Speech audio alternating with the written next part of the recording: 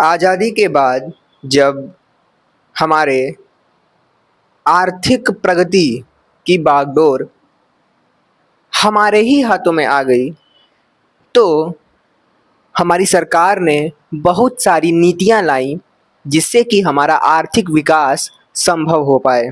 इन नीतियों के अंतर्गत हम देखते हैं पंचवर्षीय योजनाओं को, और इन पंचवर्षीय योजनाओं का उद्देश्य होता है आत्मनिर्भरता, समृद्धि, समानता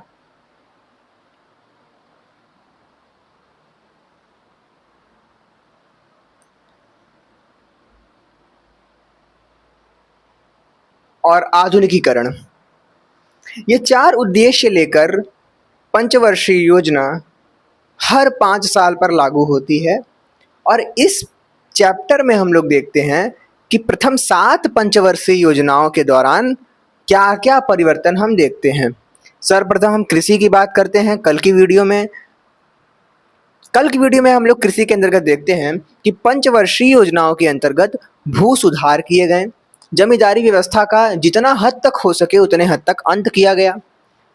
बंगाल जैसे राज्यों में ये बहुत ही अच्छे तरीके से काम किया। और इसके बाद हम देखते हैं हरित क्रांति आई, उच्च क्वालिटी के बीजों का उपयोग किया जाने लगा, सिंचाई व्यवस्था सुधारी गई, कीटनाशकों का उपयोग किया जाने लगा, और जो भारत की कृषि व्यवस्था है उसमें आत्मनिर्भरता लाई गई। अंततः हम देखते हैं कल की कहानी में कि हमारा भारत हरित क्रांति के कारण आत्मनिर्भर बन चुका था। परंतु इस बीच एक नकारात्मक पहलू ये था कि पूरे भारत की 65% आबादी अब भी कृषि पर ही निर्भर थी।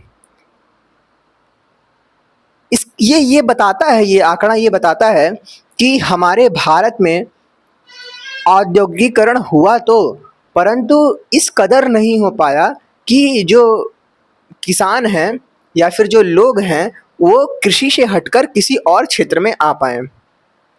अगर मशीनरी से काम हो जा रहा है फिर भी इतने सारे लोग कृषि में इन्वॉल्व हैं, इसका मतलब ये सही बात तो नहीं है। इसी के अंतर्गत हम देखते हैं कि सन 1960 के दशक के अंत तक भारत खाद्यान्न में आत्मनिर्भर हो गया था। नकारात्मक पहलू ये था कि सन 1990 तक देश की 65% जनसंख्या कृषि में लगी थी। कारण था उद्योग क्षेत्रक और सेवा क्षेत्रक कृषि क्षेत्रक में काम करने वाले लोगों को नहीं खपा पाए, यानी कि जो उद्योग क्षेत्रक और सेवा क्षेत्रक हैं वो बहुत अच्छे से काम नहीं कर पाए। इसी कारण जो कृषि क्षेत्रक है वहाँ से लोग निकले ही नहीं, वो कृषि ही करते रह गए। इसीलिए कृषि के बाद आज के इस वीडियो में हम लोग देखने वाले हैं उद्योग और व्यापार को, और इसी के साथ हमारा जो चैप्टर है आज का ये भी खत्म हो जाने वाला है। आइए देखते हैं उद्योग और व्यापार में पंचवर्षीय योजनाओं के अंतर्गत क्या क्या सुधार किए गए। सबसे पहले हम लोग देखते हैं निर्धन राष्ट्र तभी प्रगति कर पाते हैं जब उनमें अच्छे औद्योगिक क्षेत्रक हों। इनसे आधुनिकीकरण और समग्र समृद्धि को बढ़ावा मिलता है। अतः पंचवर्षीय योजनाओं में औद्योगिक विकास पर अत्यधिक बल दिया गया। हम देखते हैं कि पंचवर्षीय योजनाओं में कृषि पर तो बल दिया ही गया, परंतु औद्योगिक विकास पर भी बल देना शुरू किया जाने लगा। यहाँ पर हम आगे देखते हैं स्वतंत्रता के समय भारत में बहुत कम उद्योग थे।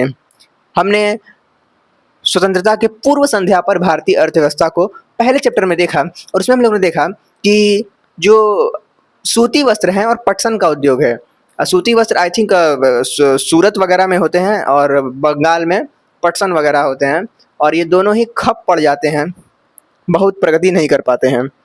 हम देखते हैं अधिकांश सूती वस्त्र और पटसन आदि तक ही सीमित थे, यानी कि बहुत अधिक उद्योग नहीं थे। 1907 में टाटा आयरन स्टील इस कंपनी का जो शुभारंभ होता है, परंतु एक कंपनी कितना ही बड़ा क्रांति ला देगी। जमशेदपुर और कोलकाता में लोहा व इस्पात की फर्में थी। औद्योगिक क्रांति या फिर औद्योगिकता को बढ़ावा देने के लिए भारतीय औद्योगिक विकास में सार्वजनिक व निजी क्षेत्र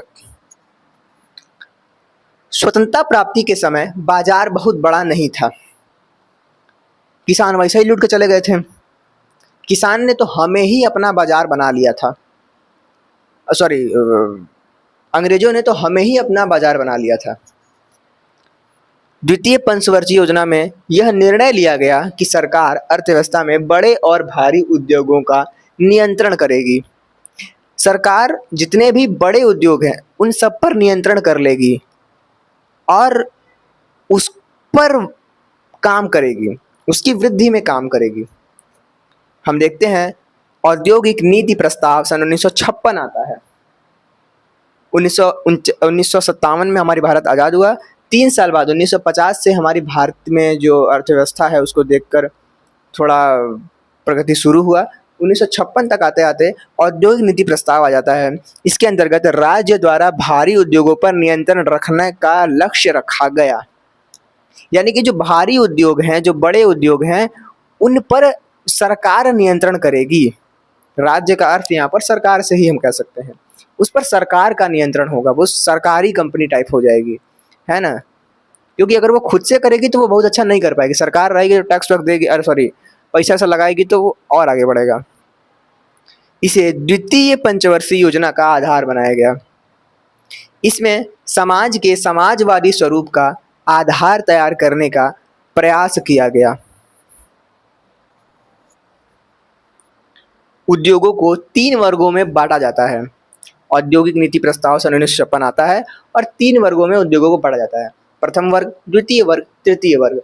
प्रथम वर्ग में आते हैं वो बड़े उद्योग जो कि कंपनी, जो कि सरकार के नेतृत्व में है। हम देखते हैं प्रथम वर्ग में वे उद्योग शामिल हैं जिन पर सरकार का अनन्य स्वामित्व था। वो सारे उद्योग जिसमें सरकार का स्वामित्व था वो प्रथम वर्ग में आते हैं। द्वितीय वर्ग में वो आते हैं जिन पर सरकार का स्वामित्व तो है परंतु निजी जो क्षेत्रक है, यानी कि जो प्राइवेट कंपनीज हैं, वो भी उनका सहायता कर रही हैं। द्वितीय में हम देखते हैं दूसरे वे थे जिनके लिए निजी क्षेत्रक सरकारी क्षेत्रक के साथ मिलकर प्रयास कर सकते थे, परंतु इनमें नई इकाइयों को शुरू करने का एकमात्र दायित्व राज्य का होता था। यानी कि स्वामित्व तो राज्य का ही होता था अंततः, बस थोड़ा मोड़ा काम वाम जो होता था वो प्राइवेट सेक्टर देख लेता था। तीसरे वाले में तो हम देखते हैं पूरी तरीके से प्राइवेट सेक्टर को ही रखा जाता है। हम देखते हैं तीसरे में वे उद्योग शामिल थे जो निजी क्षेत्र में आते थे। निजी क्षेत्र में आने वाले उद्योगों के वर्ग को लाइसेंस पद्धति के माध्यम से राज्य के नियंत्रण में रखा जाता था। निजी क्षेत्र यानी कि प्राइवेट कंपनी अगर खोलना चाहता है तो उसके पास लाइसेंस होना चाहिए।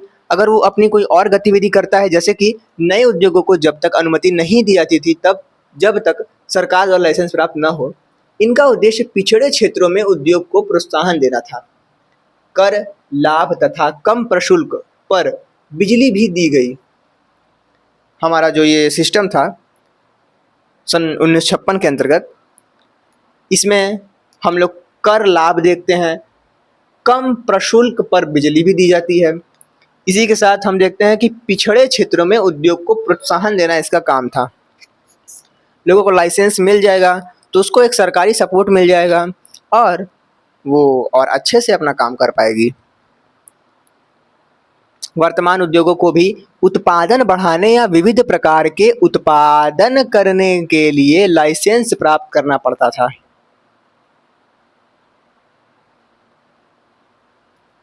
चलो भैया, तो अगर कोई वर्तमान में उद्योग निकल रहा है और अपनी उत्पादन में उसको वृद्धि करना है तो उसके लिए भी उसको लाइसेंस की ज़रूरत है।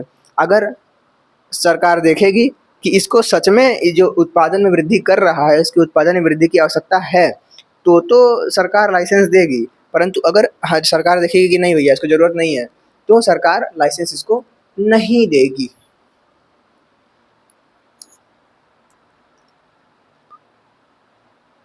अब हम देखते हैं लघु उद्योग को। सन 1955 में ग्राम और लघु उद्योग समिति यानी कि कॉर्वेट समिति ने इस बात की संभावना पर विचार किया कि ग्राम विकास के प्रोत्साहन के लिए लघु उद्योगों का प्रयोग किया जाना चाहिए। अब यहाँ तक हमने क्या देखा कि निजी क्षेत्रक हैं, इन सब पर थोड़ा सा ध्यान दिया गया। छोटे जगहों पर जो उद्योग थे उनको ध्यान दिया गया। अब एक लघु उद्योग करके आया। लघु उद्योग की परिभाषा उस समय क्या थी? 5 लाख तक जो निवेश कर रहा है अपने बिजनेस में उसको लघु उद्योग कहा गया। बाद में संख्या बढ़कर 1 करोड़ हो गई, यानी कि 1 करोड़ तक को जो निवेश कर रहा है उसको कहते हैं लघु उद्योग के अंतर्गत। तो ये जो आंकड़ा है ये समय के साथ बढ़ता रहता है। तो उस समय की बात के हिसाब से देखा जाए तो 5 लाख तक की अधिकतम सीमा यहाँ पर थी लघु उद्योग के लिए। अब सरकार आती है लघु उद्योग पर। लघु उद्योग यानी कि मैंने बताया ना कि भैया फिक्स नहीं है, उस समय क्या थी 5 लाख। लघु उद्योग पर आती है तो हम देखते हैं कि ग्राम विकास के प्रोत्साहन के लिए लघु उद्योगों का प्रयोग किया जाए, ऐसा उनका विचार था। निवेश की सीमा के आधार पर लघु उद्योग की परिभाषा समय समय पर बदलती रही, जो कि मैंने बता दिया है। 1950 में लघु उद्योग मतलब अधिकतम 5 लाख तक निवेश। लघु उद्योग के विकास के लिए बड़ी फर्मों से उनकी रक्षा आवश्यक है। अब लघु उद्योग अपना काम कर रहा है, उत्पादन कर रहा है, और कोई बड़ी कंपनी आके उसको जो है कि उड़ा के फेंक दी, मतलब कि उस पर कब्जा कर लिया, फिर अपना प्रोडक्ट बेचने लगी, तो लघु उद्योग तो फेल हो जाएगा। तो उससे बचने के लिए क्या होता है देखते हैं। लघु उद्योग के विकास के लिए बड़ी फर्मों से उनकी रक्षा आवश्यक है। इस उद्देश्य के लिए अनेक उत्पादों को लघु उद्योग के लिए आरक्षित कर दिया गया, यानी कि कुछ चीज़ों को ठप्पा लगा देगी, ये चीज़ जो है ये बनाएगा कौन, लघु उद्योग ही बनाएंगे, लघु उद्योग वाले लोग जो हैं। तो इसमें कुछ रियायतें भी गई, कुछ मतलब छूट दी गई। यहाँ पर छूट के अंतर्गत हम देखते हैं कि कम उत्पादन शुल्क था और कम ब्याज दर पर ऋण देना इसमें जो है शामिल था। मतलब टोटल अगर देखा जाए तो लघु उद्योग में एक रियायत दी गई कि ये पर्टिकुलर चीज़ है उसको लघु उद्योग वाले ही बनाएंगे, है ना, उसको उधर नहीं जाएगा, वो बड़े क्षेत्र में नहीं जाएगा, उसको लघु उत्पादक ही बनाएंगे, उसको बेचेंगे और लाभ कमाएंगे। इससे इनमें प्रोत्साहन बढ़ा और आत्मनिर्भरता भी बनी और भी बहुत कुछ हुआ। अब हम देखते हैं व्यापार नीति, आयात प्रतिस्थापन। आयात प्रतिस्थापन की बात की जाए तो हम ये देखते हैं कि अगर आपको कोई चीज़ की ज़रूरत है और वो बाहर से आप मंगा रहे हो, तो बाहर से ना मंगाकर, मान लो हमको कार चाहिए तो हम कार बाहर से नहीं मंगाएंगे, हम अपने घर में ही कार बना लेंगे। और अगर कोई बाहर से कार मंगा रहा है तो उसके लिए 2 नियम लागू गए, 2 नीतियाँ लाई गई, प्रशुल्क और कोटा। प्रशुल्क का अर्थ है वही टैरिफ, जो अभी काफ़ी प्रचलन में है। तो टैरिफ लाया गया। टैरिफ के अंतर्गत ये देखा गया कि अगर कोई बाहर से वस्तु मंगा रहा है तो उस पर भारत सरकार जो है वो कुछ टैक्स लगा देगी, कुछ कर लगा देगी, और वो कर ऐड होने के बाद हमारे पास आएगा। मान लो 2 लाख का कार है, उसमें 3 लाख का टैक्स लगा दिया है, तो 5 लाख में हम लोग को बेचना पड़ेगा, है ना। तो सरकार मतलब जो लोग हैं वो बाहर की वस्तु को नहीं खरीदेंगे, घर की वस्तु खरीदेंगे, घर की वस्तु खरीदेंगे तो हमारा जीडीपी बढ़ेगा। चलो भाई, ये चीज़ें हो गई। हम देखते हैं हमारे द्वारा अपनाई गई औद्योगिक नीति व्यापार नीति से घनिष्ठ रूप से संबद्ध थी। प्रथम 7 पंचवर्षीय योजनाओं में विशेषतः अंतर्मुखी व्यापार हुआ, यानी कि घर के अंदर अंदर ही व्यापार को प्रोत्साहन दिया गया, और आयात प्रतिस्थापन इसको कहा गया, यानी कि जो अंतर्मुखी यानी कि घर के अंदर ही जो व्यापार हुआ, यानी कि जो हमारा भारत के सीमाओं के भीतर ही व्यापार हुआ, उसको आयात प्रतिस्थापन कहा गया। इसका उद्देश्य था आयात के बदले घरेलू उत्पादन द्वारा पूर्ति करना, जैसे कि मैंने बता ही दिया कि हम बाहर से नहीं मंगाएंगे, अपने ही घर में पूर्ति करेंगे। आयात संरक्षण के 2 उपाय थे, प्रशुल्क और कोटा। कोटा में हम लोग ये देखते थे कि इस चीज़ें फिक्स थी कि अगर बाहर से लोहा आएगा तो 10,000 टन ही आएगा, उससे ज़्यादा नहीं आएगा। एग्जाम्पल, है ना। चलो भाई, औद्योगिक विकास पर नीतियों का प्रभाव क्या हुआ। ये जो नीतियाँ लगाई गई, व्यापार नीति यानी कि आयात प्रतिस्थापन नीति, इसका व्यापार पर प्रभाव ये पड़ा, औद्योगिक विकास पर प्रभाव ये पड़ा कि जीडीपी का अनुपात 1951 में था 11% और ये बढ़कर 24% हो गया। 1990 तक 24% हो गया। औद्योगिक क्षेत्र में 6% की समृद्धि हो गई। और बस 2 चीज़ निष्कर्ष टोटल का, हम लोग जो इस चैप्टर को पढ़ते हैं उसका निष्कर्ष यह निकलता है कि प्रथम 7 पंचवर्षीय योजनाओं में प्रगति ठीक ठाक हुई, अच्छी खासी हुई। हरित क्रांति के फलस्वरूप भारत का खाद्यान्न में आत्मनिर्भर बन गया। अपनी अंतर्मुखी नीति के कारण सशक्त निर्यातक तो भारत हमारा नहीं बन पाया, क्योंकि घर में ही काम कर रहा था, तो किसी बाहर वाले को ये नहीं दे पाया कुछ। आर्थिक नीति में सुधार की आवश्यकता महसूस हुई और सन 1991 में नई आर्थिक नीति लाई गई। इस पूरे चैप्टर में हम लोग यही देखते हैं कि भारतीय अर्थव्यवस्था सन 1950 से 1990 के बीच में कैसी थी। तो कोई पूछेगा कि कैसी थी, तो हम ये बताएंगे कि कृषि की बात करें तो कृषि तो भैया मतलब थोड़े सुधार किए गए। कृषि में सुधार के अंतर्गत क्या क्या किया गया? तो कृषि में सुधार के अंतर्गत हम देखते हैं कि भू सुधार किया गया, हरित क्रांति लाई गई। हरित क्रांति का परिणाम ये हुआ कि भारत खाद्यान्न में आत्मनिर्भर हो गया। उसके बाद हमसे कोई पूछेगा कि और बताओ व्यापार का कैसा हाल था? भारतीय अर्थव्यवस्था मतलब व्यापार तो मेन चीज़ है। तो व्यापार में हम देखते हैं कि लघु उद्योगों को भी प्रोत्साहन दिया गया। उसके बाद बड़े जो उद्योग थे उन पर सरकार का सिरे से स्वामित्व हो गया, सरकार नियंत्रण करने लगी उसका। उसके बाद नीति आई, औद्योगिक नीति सन 1956 में, और इसके द्वारा भी 3 वर्ग बनाए गए और तीनों वर्गों के द्वारा सरकार उद्योगों पर प्रोत्साहन करने का काम करने लगी।